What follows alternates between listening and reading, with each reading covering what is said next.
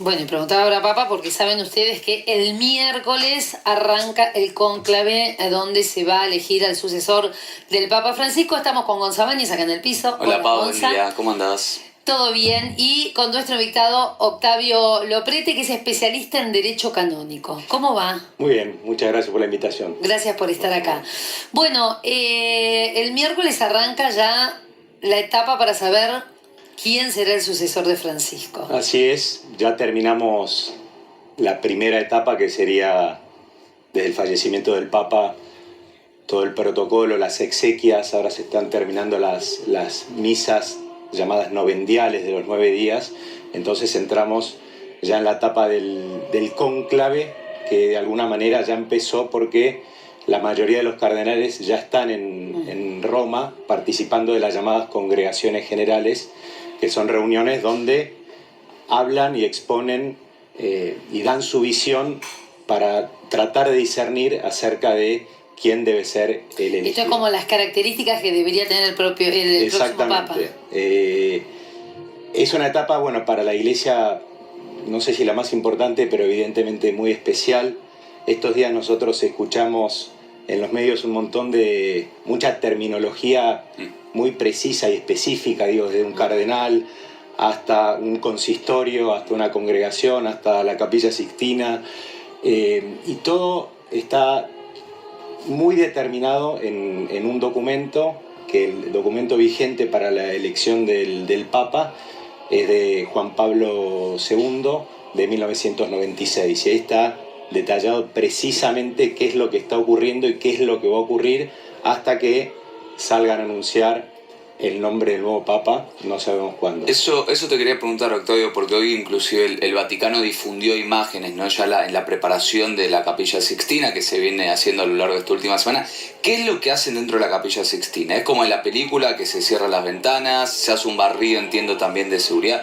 ¿Qué es lo que se Por prepara? suerte todos subimos la película antes, ¿no? Como te podés imaginar un poco. Y no estamos spoileando nada para que no la veo. Claro. Los cardenales hacen un juramento de secreto, por lo tanto nadie sabe qué es lo que pasa en la Capilla Sixtina. De hecho es un juramento que canónicamente conlleva una pena de excomunión, por lo tanto una pena fuerte. Yo siempre digo que esto es análogo a lo que es en definitiva la Iglesia, porque la Iglesia pertenece de alguna manera al orden del misterio, es decir, hay una parte que nosotros conocemos, pero hay una parte que permanece inasible, que no podemos conocer. Claro. Yo realmente no conozco qué es lo que pasa adentro de la Capilla Sixtina. Se supone, hay igual una determinación normativa, por ejemplo, ingresan los cardenales y también, por ejemplo, al principio ingresa un eclesiástico que va a dar una charla sobre las necesidades de la Iglesia. Y Parolín, por ejemplo, que es quien va a presidir el Parolín ¿no preside tiene algún porque contacto con el alguien cardenal de afuera? decano, que es Giovanni Battista Re, no ingresa al conclave porque no es cardenal elector. Claro. Pero todo esto va a empezar el 7 de mayo a la mañana, a las 10 de la mañana en la Basílica de San Pedro, se van a juntar los cardenales y va a haber una misa que se llama Proeligendo Papa o Proeligendo Pontífice, que la va a celebrar Giovanni Battista Re, y después a la tarde están convocados cerca de las 4 de la tarde a lo que es la Capilla Paulina, dentro también del Palacio Apostólico, una capilla también muy significativa donde hay pinturas de San Pedro y San Pablo, y de ahí los cardenales van en procesión y tienen que entrar 4:30 de la tarde a la Capilla Sixtina. Al Papa lo eligen los cardenales y lo eligen en la Capilla Sixtina. Que y ahí no hay ningún secretario, ningún nada, o sea, o sí, pero digo, en el momento del voto. No, en el momento del voto no hay nadie. Cuando hay un momento particular que es el maestro de las celebraciones pontificias, dice las palabras extra omnes. Extra omnes, que significa todos afuera. Ajá. Claro. Todos afuera y quedan los cardenales. Y ahí se cierra. Y ahí se cierra. De hecho, eso creo que va a estar televisado. Es el extra omnes. Hasta ese momento. En el de Francisco estuvo televisado. Es realmente muy emocionante eso. O sea, se cierra, el maestro entra bueno, para una charla, después sale y quedan los cardenales. Pero es interesante esto de la Capilla Sixtina, el documento que yo decía de Juan Pablo II, dice que en la Capilla Sixtina todo contribuye a hacer más viva la presencia de Dios. Es un lugar donde se respira. Claro. Octavio, y te hago una pregunta porque se hablaba, bueno, que es la elección, el cónclave con la mayor cantidad de cardenales que se tiene registro. Sí. En el momento inclusive hay más cardenales que espacio en Santa Marta, ¿no? Que en las suites de Santa Marta. Sí. ¿Cómo se distribuye eso? ¿También está escrito? ¿Es por antigüedad? ¿Es por No, los negociación? cardenales tradicionalmente, por lo menos la última norma a la que yo me refería, dice que tienen que ser 120, pero bueno, el Papa Francisco creó, que es en términos específicos, más cardenales, y actualmente, bueno, los electores, como sabemos, son 135, hay 2 que están enfermos, uno de Valencia y otro de Kenia, van a ingresar 133. En Santa Marta creo que hay 100 o 105 habitaciones, van a habilitar un edificio contiguo a Santa Marta. No comparten habitación, ¿no? No comparten habitación. Y es todo realmente, la verdad que sí, es bajo secreto. O sea, ellos más allá del momento en el que están en la capilla, porque todos hablan de cuando entran, después cuando salen todos juntos. En procesión se van a Santa Marta, y ahí se quedan ahí está todos todo juntos. cerrado, no se puede tener celular, dispositivos técnicos, no leen los diarios, no hablan con nadie. Por supuesto que hay personal también, hay hasta enfermeros, claro, hay nada de comer, que claro, los atienda. También se presta secreto. ¿Y coincidís que no va a ser un cónclave de más de 2-3 días? La verdad que no lo sé. Los últimos 2 duraron, fue el tercer día, el del inicio, hay una sola votación a la tarde y después hay 2 votaciones a la mañana y 2 votaciones a la tarde. En ambos casos, Benedicto XVI y Francisco fueron elegidos a la tarde, digamos, del segundo día. Nosotros recordamos ese anuncio Vobis Gaudium Magnum, que fue, acá ya era de noche, claro. Entonces, de noche, era la tarde, pero no a la mañana, digamos. Claro. ¿No? Los invito a ir al Vaticano. Sergio Rubín sigue allí, está trabajando en estos días que vienen, ¿no? Con tanta intriga, tanta discusión previa de la cual no sabemos mucho, pero sabemos que existe. Sergio, y además con un invitado. ¿Cómo estás? Buen día. Buenas tardes para vos. Hola Paula, ¿qué tal, Gonzalo? Sí, acá está pegando el sol de lo lindo, ¿no? Estamos con 25 grados, pero el sol pega. Yo creo que se ha adelantado un poquito el veranito. Aquí hay muchísimos peregrinos, muchísimos turistas. Estamos en el año del Gran Jubileo, que implicaba que iba a venir mucha gente, también más de lo habitual. Pero bueno, sí, como ustedes dicen, hay una gran ansiedad. Los saludamos también al doctor Octavio Loprete, porque estamos en la cuenta regresiva y ya se han visto además algunos incidentes. Hay algunas denuncias de una organización que sigue los casos de abuso sexual cometidos por miembros del clero, que lo sigue, que asiste a las víctimas, que lo acusaron a uno de los principales candidatos, el cardenal Parolin, de no administrar bien, de gestionar bien estas situaciones.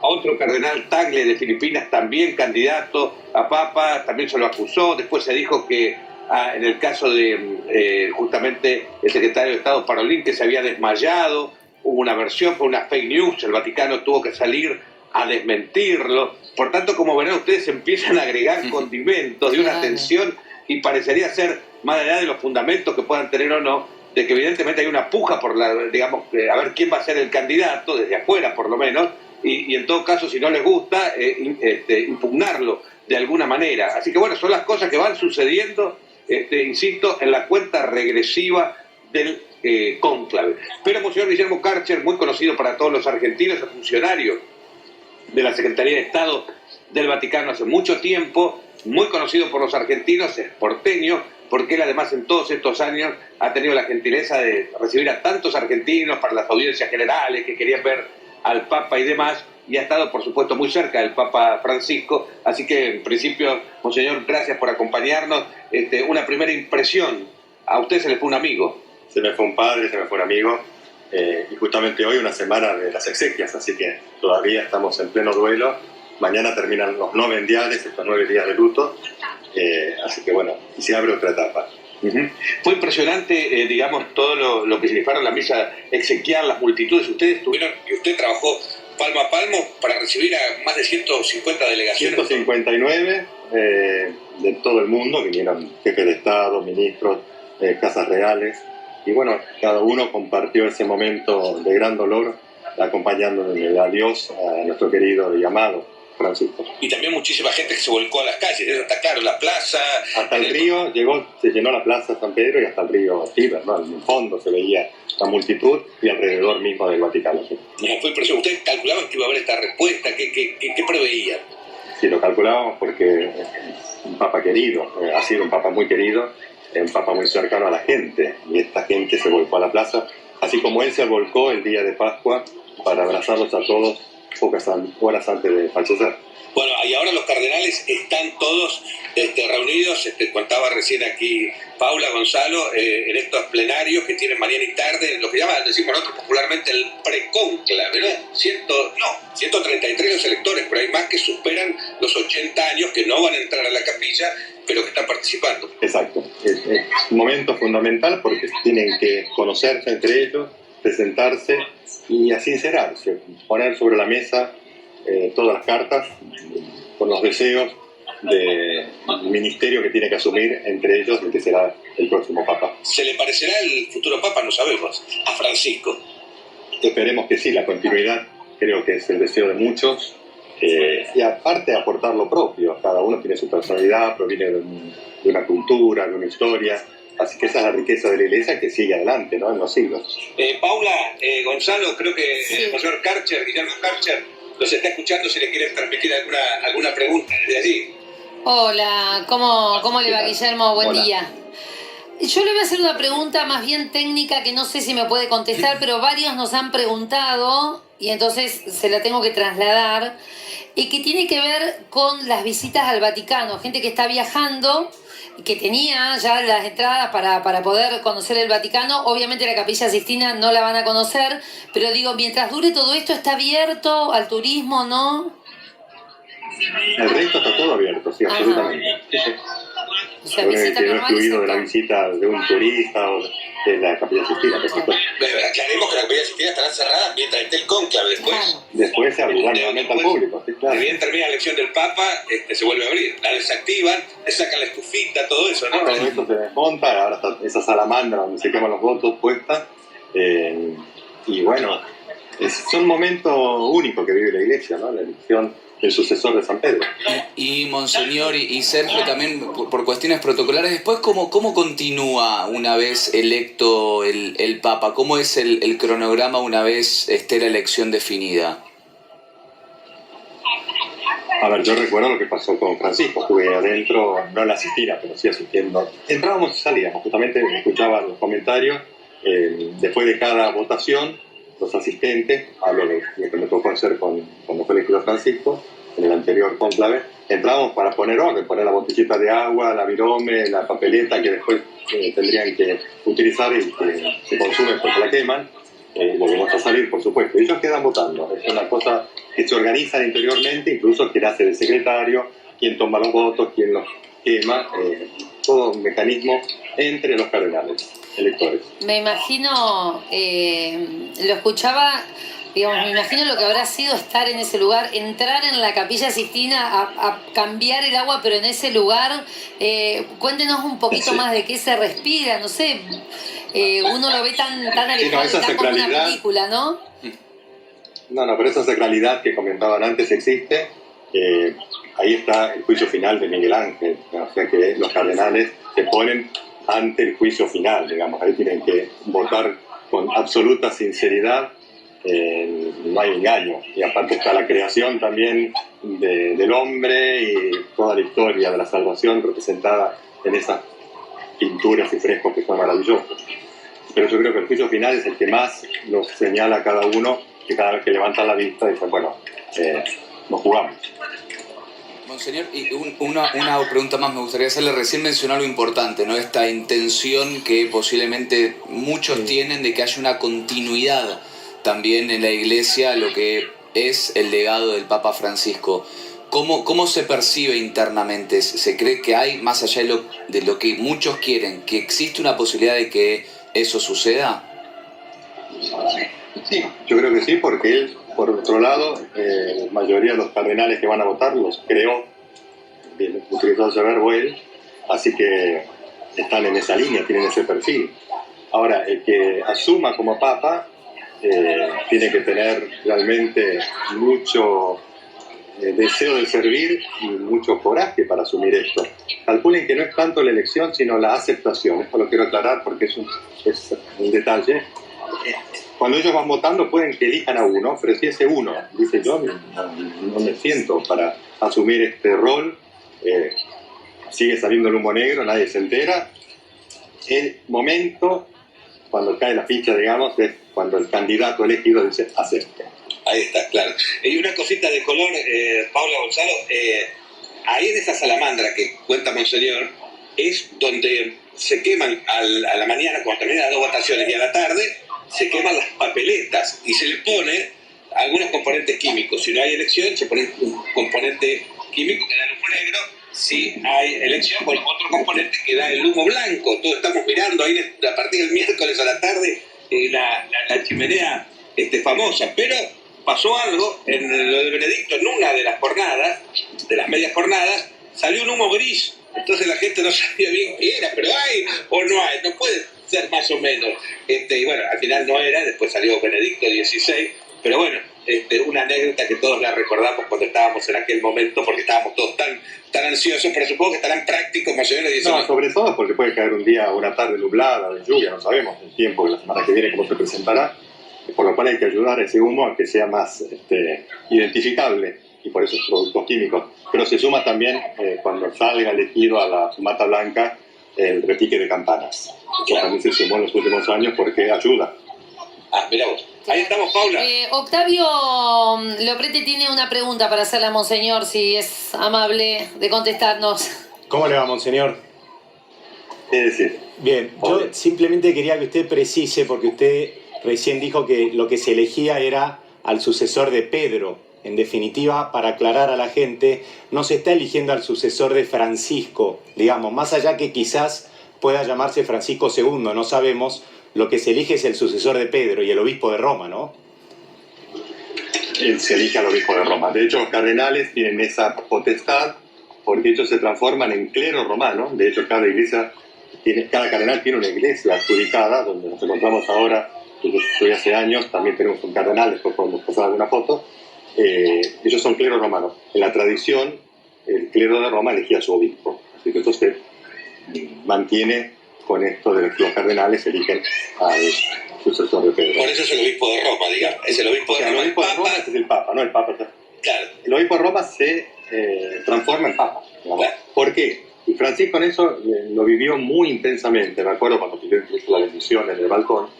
El ser obispo de Roma tiene una connotación ecuménica muy, muy linda, porque todos reconocen que Roma tiene un obispo, incluso los anglicanos, los luteranos, los otros hermanos cristianos de confesiones, que no se sienten bajo su jurisdicción y por eso no lo consideran papa, pero sí lo respetan como obispo de Roma, cuya catedral no es el Vaticano, sino San Juan de Letrán. Todos los argentinos que vienen acá digo, vayan al Laterano, San Juan de Letrán, porque es a la sede del obispo de Roma. Bueno, interesantísimo lo que nos está contando Monseñor Karcher junto a Sergio Rubín allí desde el Vaticano. Lo tenemos de nuevo a la Argentina. ¿Cómo queda su situación, Monseñor? ¿Se queda trabajando allá? ¿Vuelve? Me llamaron en tiempo de Juan Pablo II, así que yo vine para preparar el jubileo del año 2000. Estamos hablando del jubileo de hace 25 años, cuando tenía más pelos, por supuesto, era más joven. Así que servía a Juan Pablo, servía a Benedicto, servía en un modo particular, con todo el afecto filial a nuestro querido Francisco, y ahora me toca el cuarto papa, no sé cuánto más. Cuánta historia pasó por sus manos. Bueno, gracias por compartirlo con nosotros. A ustedes, que tengan un lindo fin de semana, y acá nos quedamos, vamos a tomar algo fresco, porque nos estamos muriendo de calor. Aquí estamos sombra, por favor. Los que conocen, en la Piazza del Popolo, acá en la Plaza del Pueblo, lindísimo, con muchísimos turistas, peregrinos y mucho calorcito. Seguimos en contacto, Paula. Chicos. Gracias, gracias a los dos, muchas gracias. Pausi, ¿te parece? Tenemos una foto, lo que explicaba Sergio recién de las dos chimeneas para tener un humo purificado, vamos a decir, un humo sólido, blanco o negro. Tenemos una imagen, ahí está. En la chimenea de la derecha Sí. es donde se queman las papeletas y en la izquierda se agrega, es una chimenea electrónica donde se agrega, ¿no?, este componente para que el humo salga o blanco, claramente blanco, o bien oscuro, negro. Esta es la combinación, entonces se terminan uniendo y después esa chimenea es la que sale en la plaza de San Pedro, ¿no? Esta chimenea que se terminó de instalar en el día de hoy, ayer se empezó a instalar, pero bueno, esta es la base de la chimenea y el humo que terminamos viendo. Y una vez, yo no me acuerdo bien cuánto tiempo pasó, fue tal la excitación cuando eligieron a Bergoglio que no me acuerdo bien, pero ¿cuánto pasa entre que Claro. va la fumata, tenemos papa y sale a anunciar, la persona encargada sale a anunciar quién es? Bueno, no sabemos porque no estamos en la Capilla Sixtina, pero yo estimo que más o menos 2 horas. ¿Por qué? Porque, como dijo Monseñor, lo que primero hacen es preguntarle al cardenal si acepta, ¿no? Ujú. Y después le preguntan, bueno, ¿qué nombre elegís? Y después hay un momento muy emotivo que van a un... Bueno, el resto de los cardenales lo felicitan y van a una sala que se llama la Sala de las Lágrimas. Es una sala contigua a la Capilla Sixtina, la Stanze del Pianto, del llanto, y ahí se revisten como papa. Dicen que hay 3 talles, uno más chiquito, y se llama Sala de las Lágrimas porque precisamente ahí el cardenal, bueno, ya papa, toma conciencia como de ese grave cargo que va a asumir.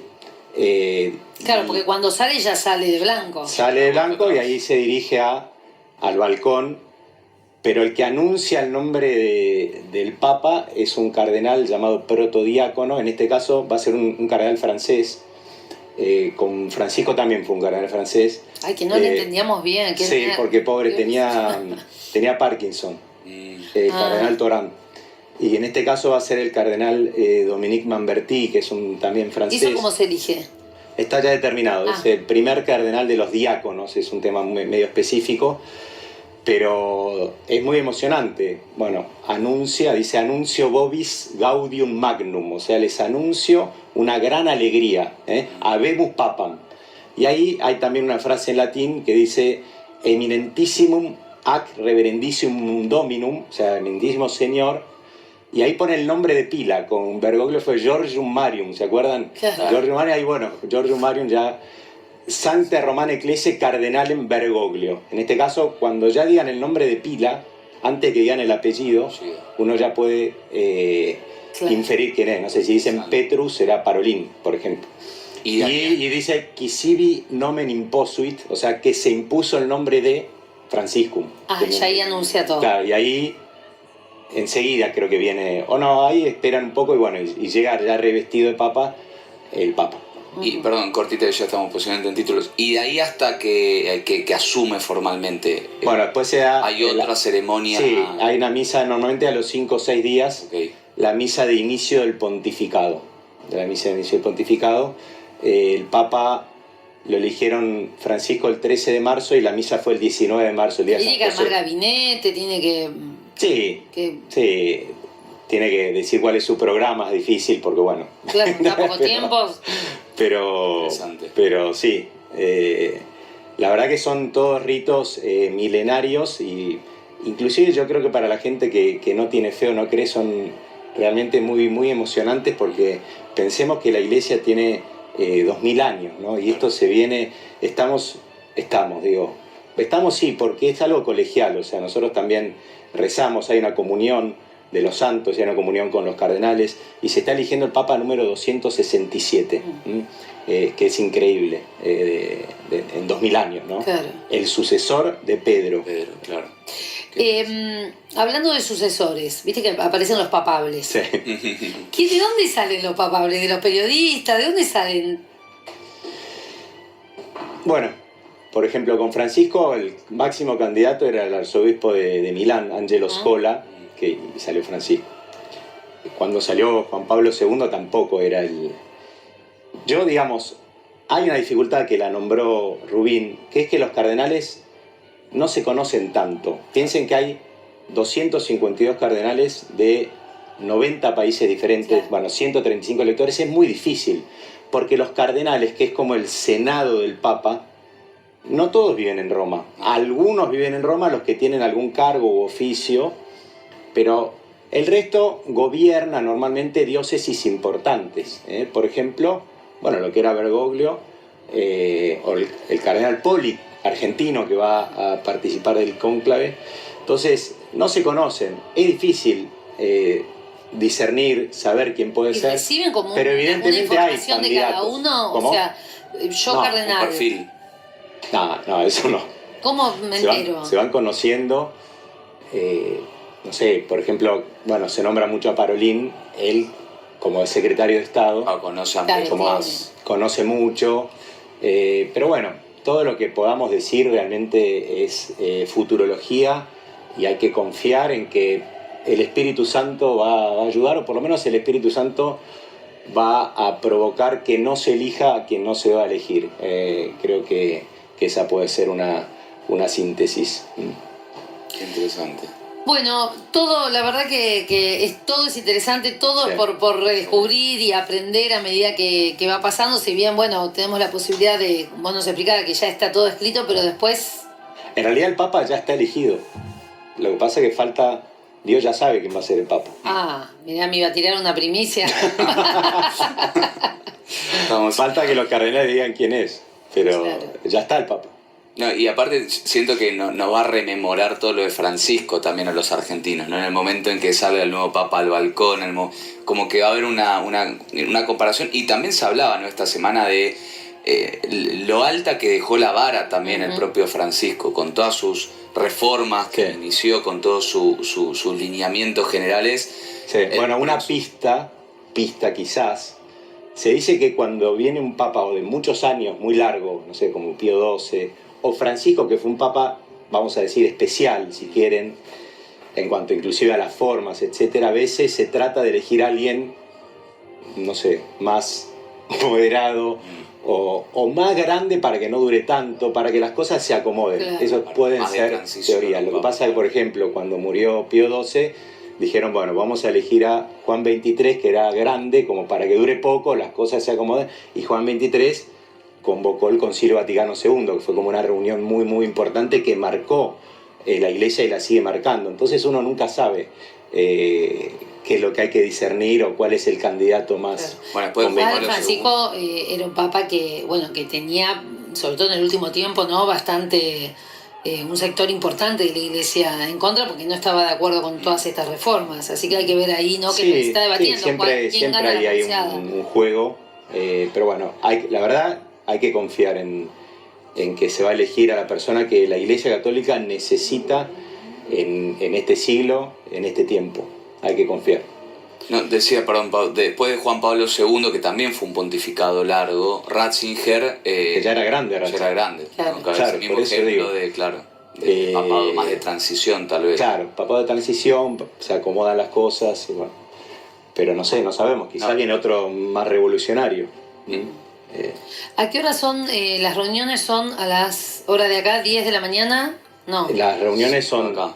hay 2 escrutinios, que así Sí. se llama, a la mañana y 2 a la tarde. Al mediodía van a almorzar. El 7 de mayo, en realidad el primer escrutinio va a ser, y el único, va a ser a la tarde. Se juntan a las 4:30 de la tarde de Roma, en la Capilla Sixtina, y ahí se hace el primer escrutinio. Después se van a dormir, y lo que es interesante también es que transcurridos muchos escrutinios, sin que se haya llegado a esa mayoría de 2/3, hay un día de pausa. Un día de pausa para Uy, ahí. pensar, Ahí, ¿no? Para pensar. Dios rezar, mío, esas reuniones. y después de muchos días, finalmente quedan 2, y se elige respecto de esos 2. Claro, Pero todo está previsto. bien.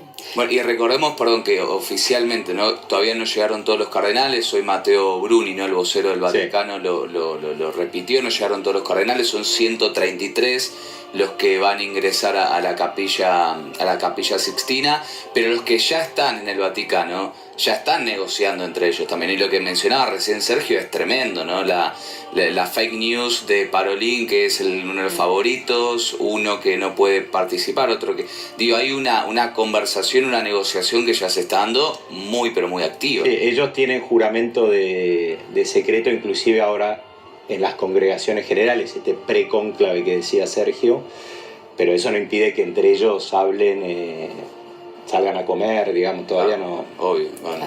No están encerrados, ¿no? El otro día leía en Corriere la Sera, uno de los principales medios italianos que sigue el minuto a minuto, lógicamente, del cónclave con mucho detalle, y claro, contaba que los cardenales van a los restaurantes, obviamente, del Vaticano, a veces se sacan todas las identificaciones para que no se dé cuenta la gente que está ahí, que se den cuenta que es cardenal, y tiene una limitación de a las 10:30 de la noche en ingresar de vuelta a Santa Marta, sino después la guardia... La Guardia Suiza, ¿no? Sí.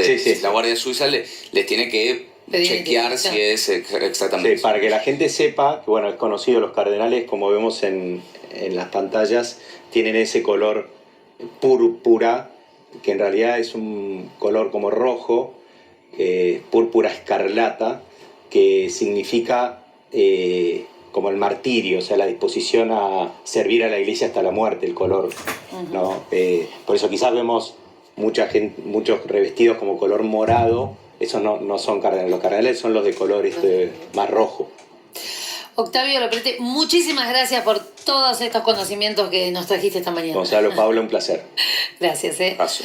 Bueno, Gonza se queda un ratito con nosotros porque tendrás más noticias para darnos. Por supuesto.